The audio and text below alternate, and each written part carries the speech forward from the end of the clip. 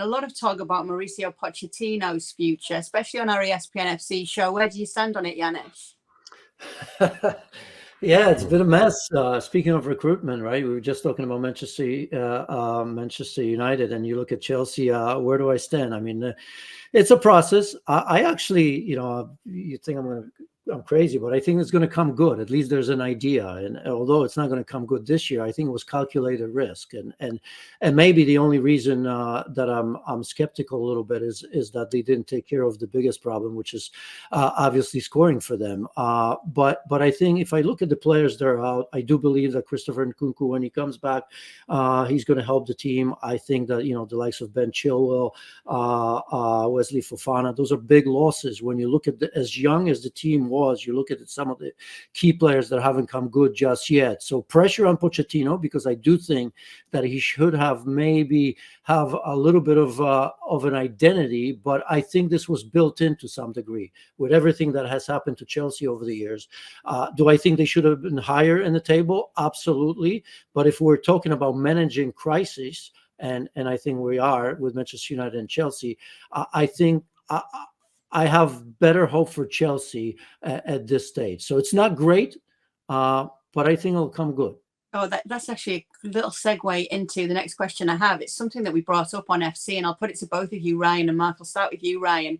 As to which team is worse, with Chelsea or Manchester United, we actually put it to our ex-players, which team they would rather be on right now. And the feeling among them was Chelsea, and Stevie Nicol was explaining that even just driving into the car park to be at a team like Manchester United at the moment would feel very heavy for him, knowing everything that's going on there at the club.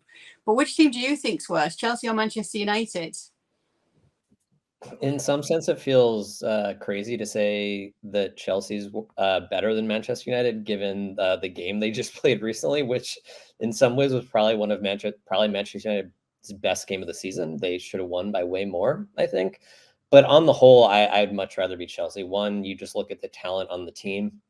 They, one of the benefits of building the team and the way they're doing, they have a lot of good players, even if it's hard to figure out who the actual good players are and who should be playing. And then two, I think, like with Chelsea's struggles, a lot of the games, not recently, their form has dipped recently and they've been quite poor. But a lot of their losses earlier in the season were games where they created a ton of chances and Nicholas Jackson basically didn't score. While Manchester United aren't losing games where it's like, oh, they created 10 great chances, they just couldn't finish. It's no, they didn't create anything, and the other team created a ton. So I think kind of the underlying health of the teams, both from like the health of the squad itself and then the health of the performances, despite the way it looked when they played each other, I would lean Chelsea. What do you say, Mark? Yeah, listen, I think Chelsea have got a brighter future in the sense that, they have made a lot of mistakes with recruitment. They've signed too many young players, but at least they're not cutting corners by trying to sign players. They're not trying to do it on the cheap. Now, Man United are doing it on the cheap. Rasmus Højlund was a cheap version of Harry Kane, and you get what you pay for. Chelsea are signing players like Sofian Amrabat that are, loan signings that are just there to do a patch-up job. So Man United are signing patch-up players and players that they think will do a job but not sure of. I think Chelsea at least are showing some ambition. And when it all settles down at Chelsea, they have got some very good players there that will find their feet eventually if they can drop in a couple of experienced players. At United right now, they're just in this kind of this terminal decline. And, I think somebody made the point recently, an ex-player, that everything about United looks really down. Even the manager doesn't smile. And he's the guy that's meant to lead and kind of motivate people. And he looks the most miserable man on the planet right now. He never smiles. So if that's your boss and you're a player and you're looking to him for guidance, you're thinking, mate, come on, just, lighten up a little bit and bring some levity to this. And it's really, really downbeat at United right now. So I think Chelsea haven't got those problems. Chelsea's problems are different. And I think long term, or even medium term, I think Chelsea are a better bet. Let me go around the table. I'll start with you then, Mark. We've got Chelsea will finish this season in the Premier League. So they're 12th now. I think it's 14 points off the top four. What position do you think they finish in? I mean, they're 8 points behind United. So I think that United will just finish above Chelsea, but I think United maybe finish 6th and Chelsea finish 7th. But I think Chelsea will close the gap. But it's a very big gap to the top four. I don't see them closing that gap at all. Yanis?